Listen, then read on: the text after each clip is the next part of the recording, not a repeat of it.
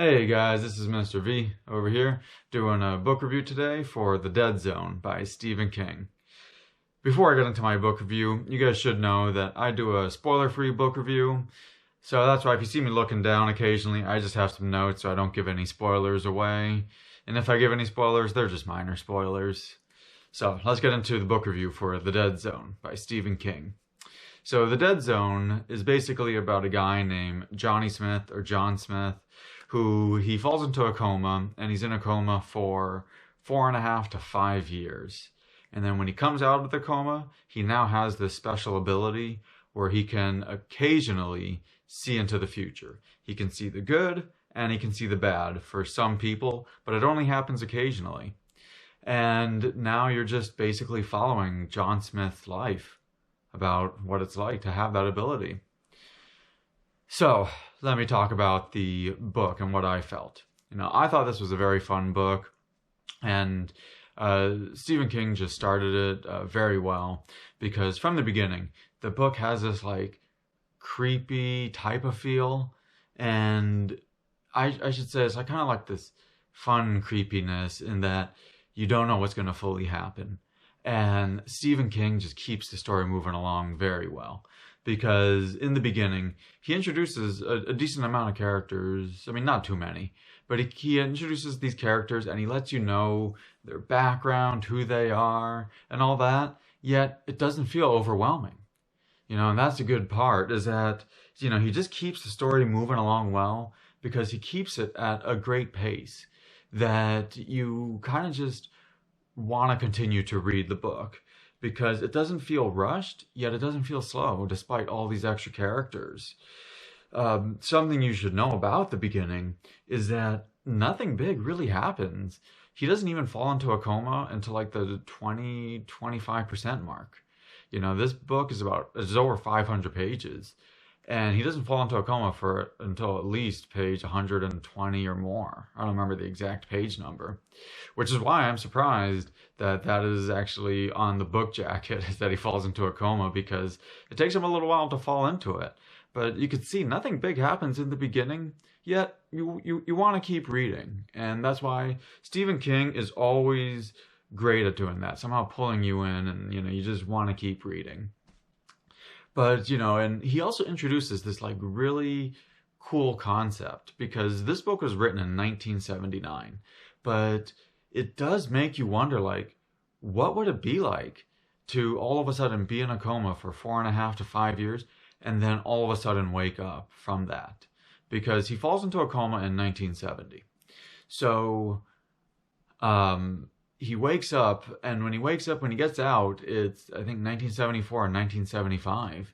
And there are some big events that have gone on since then. Because when he went into a coma versus when he comes out, the Vietnam War has ended. Richard Nixon got reelected, but then he was in Watergate and had to resign. There is new technology available. And John Smith is kind of just like told all this and thrown all this at once, to where it feels like a brand new world to him, because he knew some of these things previously, and then all of a sudden he comes out and it's like all these new things. And it's like, because he had been in that coma for almost 5 years, it's like his friends from 1970 they have moved on with their life, in that now some of them have families, some of them have kids, some of them have moved away, and it's like they have all moved on, because he has been in a coma, to where he even states in the book it feels like he lost part of his life. But he's kind of thrown all this at once, which is pretty crazy to think, like, what would it be like? It is interesting. It's like one of those things that's like psychologically scary. This book is not one of those ones where there's someone crazy coming after him. It's more the psychological scariness of it. So I would say, like, that was a very fun plot, and Stephen King did this well, because he keeps you intrigued with that concept. And, even just like simple events, like, what happens to his friends and all of that, it's like he keeps you intrigued, because there's also a lot of mystery thrown in. Now John Smith has those supernatural abilities, but they only come on occasionally. But because of that, there's like mystery thrown in because it's like he will sometimes see into the future and see some people's future, good or bad. And that's why it's like there's the mystery thrown in. There is some parts where it's like that creepiness aspect because he can see into their future. But then some parts, John Smith is just like coming back to reality and it's like somewhat normal. And Stephen King mixes it all well. Like he mixes it together well. And yet he keeps their suspense in there. So, that's a lot of fun. Now, some people may find it boring because it just shows John Smith readjusting to the world. And some people may find that boring, but I found it a lot of fun. I saw people online that felt the same. A decent amount of people felt it was kind of fun seeing what would it be like. And then all of a sudden you have to readjust to the world. Because now he has these powers to where it leads off to different plot points. And he just continually, Stephen King, just the book continually makes you wonder what will happen next. Because this whole book, nothing is predictable in this book. As some things you think will happen, then they do happen. But some things you think will happen, then he throws a twist in and it does not happen. And he does this throughout the whole book. And that's why it's good. Because you are always in this continual state of wonder, even up to the end. And it's like, that's a lot of fun. Now, some of the things I did not like about the book. I felt like the last 15-20% of the book dragged a bit. I felt that he could have moved it along a little faster, as there were parts where I was like, okay, you already know what's going to happen, and occasionally he'd throw a twist in, but it's just some parts, I think it just seemed like he dragged some chapters out way too long, especially in the last 50 or so pages, 50 to 60 pages. And one of the biggest things I felt for the book, like one of the biggest negatives for me was I felt there was just a marginal end. Like, I did think that it was good that he wrapped everything up well. That he wrapped it up to where there really weren't any loose ends. So I thought he did a good job with that. But the overall final end, to me, was just marginal. It was one of those shrug of the shoulders end, where it's like, that's it? And you kind of shrug your shoulders, especially with the build up throughout the book. And you're like, wait, that was the end? Like, it's just like you literally, it's the shrug of the shoulders end where you just feel something is missing. Again, he wraps everything up, so that's good. But you just feel something is like, oh, whatever. Like, wow, you could have done better with the end, given the whole plot point and how he did. But, I just thought it was a marginal end. It was not a bad end, but it was just marginal. And one other part that, I should say before giving my official review is that there weren't really any boring or bad parts in the book, but like there was nothing big that was just amazing. Like the book did intrigue me and it did wrap me into the book that, I did want to keep reading, but I thought that like the big plots were not that amazing.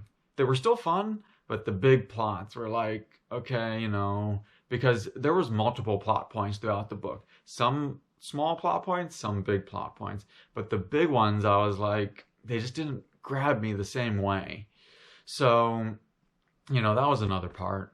But, it's again, I still thought it was a very fun book. And, it was just, I definitely recommend this book because it still was a lot of fun.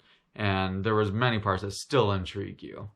But anyway, let me get to my official review, my official rating. So my rating always goes on a scale of 0 to 10. A 0 is an absolutely awful book. I give it as a 5 is an average, and a 10 is phenomenal. If it gets a 10, that should definitely be your next read. Because I am a very tough critic. I'm known to be a tough critic. That it's hard to move up even 0.5 in my rating system. So again, a 5 is average, and it's hard to move up. But for this book, this was a very tough book to rate because I kept flip-flopping back and forth on what it should get. But I think that in the end, I would rate this book a solid 7. Remember, a 5 is average, and I'm a tough critic, so it's hard to move up to a 7.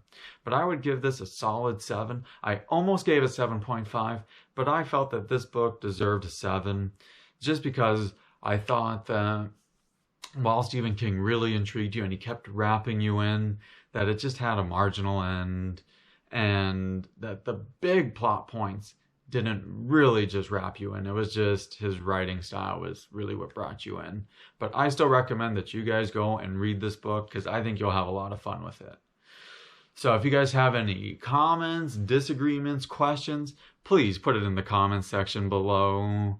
I hope you guys click the subscribe button because I upload many video reviews, book reviews.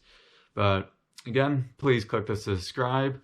Thank you guys for watching my book review. This is Mr. V. Go enjoy your reading.